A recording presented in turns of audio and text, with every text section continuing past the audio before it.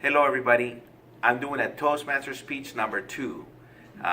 It was good, I thought, but at the same time, I got some 3 notes from these nice ladies that told me how I can improve, and I really appreciate it. So it's coming up right now, and I want to jump as many speaking things available as possible. So I want to get really good at it, and that's my job. Get better at it.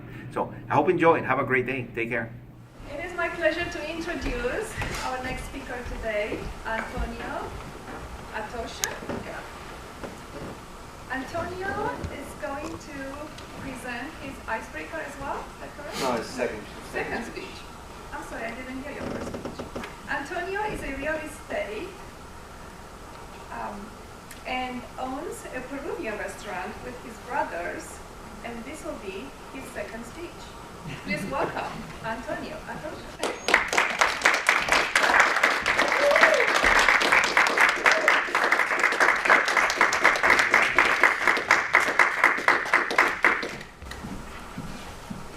Well, hello, man. I'm Toastmaster, fellow Toastmasters. I didn't write what I was going to speak on. I forgot about that part. Sorry. But what I want to share is to talk about something that I just been applying and recently learned. It's called the law of attraction. Now, we all heard it many ways, right? And how it became to re-listen to it again, because it's been around forever. We all know that. You know? A couple years ago, The Secret came out, right? Like 5-10 years ago, a video, and everybody became aware. Kind of helped out become aware, but I knew that there was something deeper that I wanted to learn. You know, so kept searching. But it was all around me all the time anyway. But I didn't open my eyes. And the way I became more into it was I saw a friend that came from Vietnam actually, when he was little, just at the time of war. He came here. They just got the last plane to come out basically. They got here. They went to San Diego, and then they moved to Seattle. You know, and they got sponsored by family. They were able to get out of the house.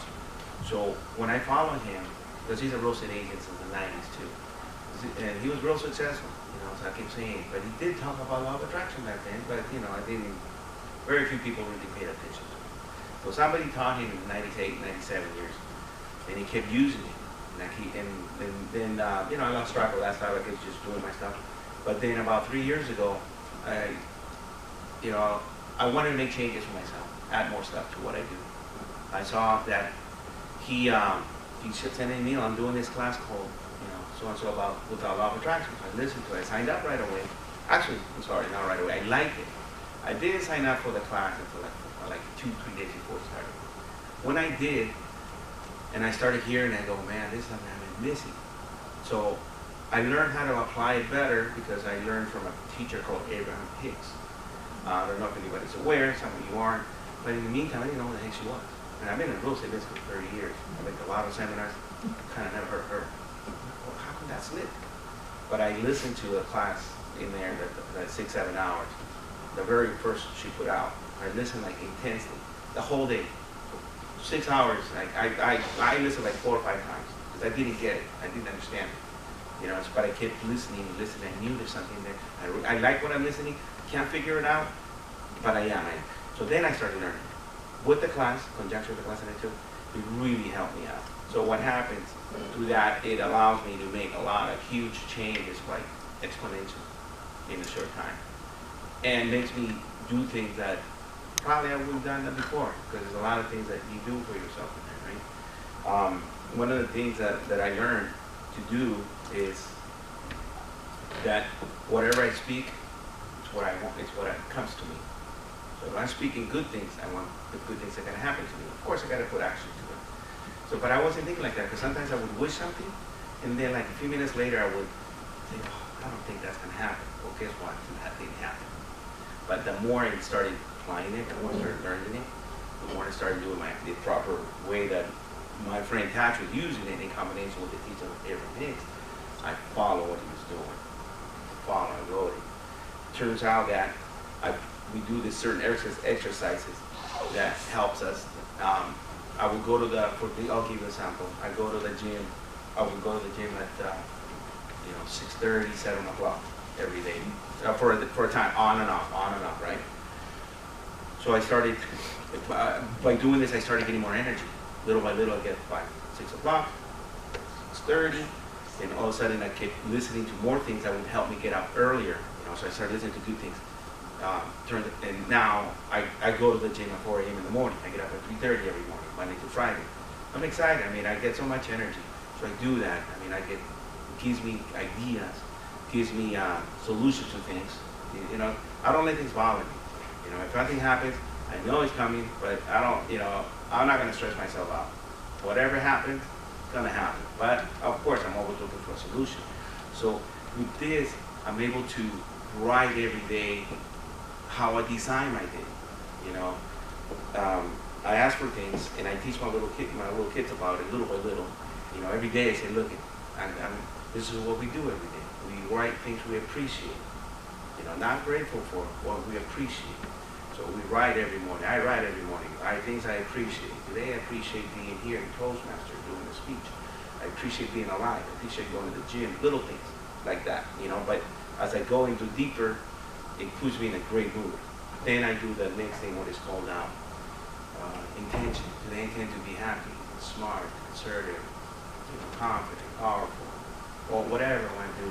And then the next thing I write is the thing is what I didn't do before. See, we all want a lot of things, but we're afraid to ask. Because when we ask, we definitely, a lot of people put fear in it, like, maybe it's too much. But when you ask for faith, I do. So I ask things that I want, in big things, and I write it a certain way.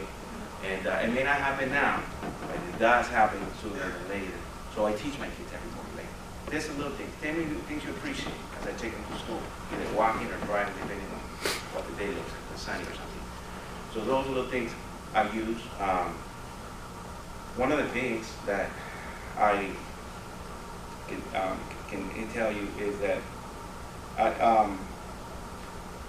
there's a thing that I learned called I start with this and I want this end result.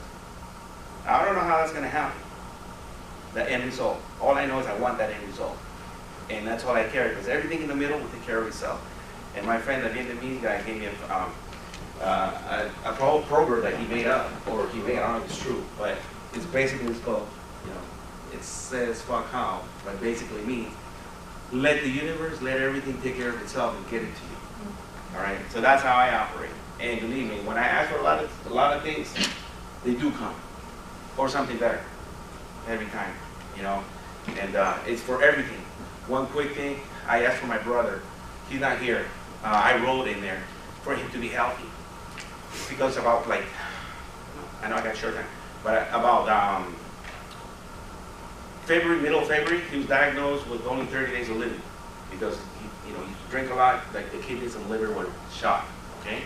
So I wrote in there, one of the things that I wrote, I want my brother to be healthy. Now I can't control anything. I just want to be healthy. I want his kidneys to be healthy, him to be back. Now he was on standby because we didn't know. He might go any moment because there was tubes and everything. As of yesterday, the doctor that we checked him again, he says, hey, your kidneys are good now. They're working. It's 45 days. So nobody did anything differently. He kept taking the medicine, taking extra stuff, little things like that, like that I call miracles. But in it like that, there's tons of them that I write for every day. Little things and big things. So that's what I want to share with you, what I'm learning and applying about law of attraction, and I believe it's wonderful. So thank you.